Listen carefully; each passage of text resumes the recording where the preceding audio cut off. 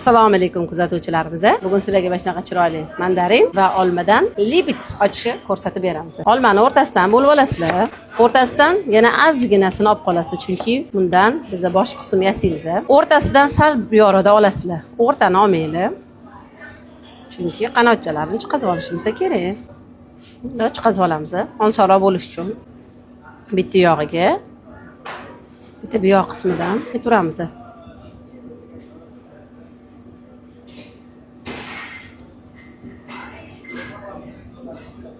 Mana joyiga qo'yib olamiz. Endi bu yoq qismini ham xuddi shunaqa olamiz. Bunda ham bitta oldi, bitta orqa.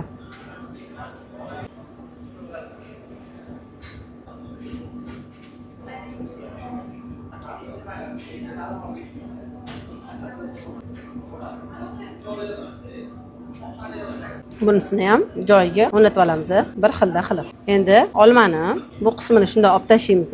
Pichoqni bu qismini ham olamiz. Kuchliroq bo'lsa chiroyliroq chiqadi. Shunday olib, bunda pichoqda aylantiramiz. Mana shunaqa holat bo'ladi. Olmani ichidagi urug'ini ko'z holatida foydalanamiz. Tashlab olmaysizlar, shundan foydalanamiz. Ko'zlarimizni qotirib olamiz. Bizga zubachistка kerak bo'ladi. Mana shunaqa joyiga olmalarimizni urug'ini qotirib olamiz. Ozgina o'yib tashlab, shunaqa qilib qotirib olamiz. Bu narsani mana mash qismini ochib turib, ko'kka qotiramiz. Ichidan sal o'yib olib tashlaysizlar. Shu qismi joylashimiz uchun qattiqroq, yaxshiroq turadi shunda. Qo'yib olamiz.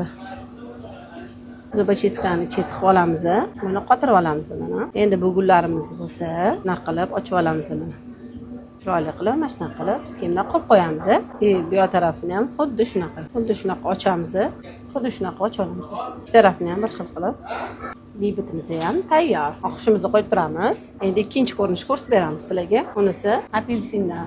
Apelsindan emas, mandarindan adashib ketdim. Hozir videolarimiz sizlarga manfaatli bo'lyaptimi? Kommentariyaga yozib ketinglar. Sizlarga yana nima qilib berishimni xohlaysizlar? To'rlarni qo'yib beringmi, ukrasheniya qilayotganimni joylarni mandarinni olamiz. To'rga bo'lib olamiz birinchi. To'ri birinchi. Keyin bu yoqdan to'ri. Men oxirigacha olib boryapman. Endi buni ham o'rtasidan olib boramiz. Xuddi shunaqa 8 ta bo'ladi. Endi buni xohlasanglar pichoq, xohlasanglar qo'l yordamida bunday qilib ochib chiqasizlar. Har birini bunday ochib olasizlar. Bir tekisa qilib, chiroyli qilib ochib olamiz. Buni bolalarimizni hosil bayramiga, bog'chalarga, maktablarga so'rashadi-ku.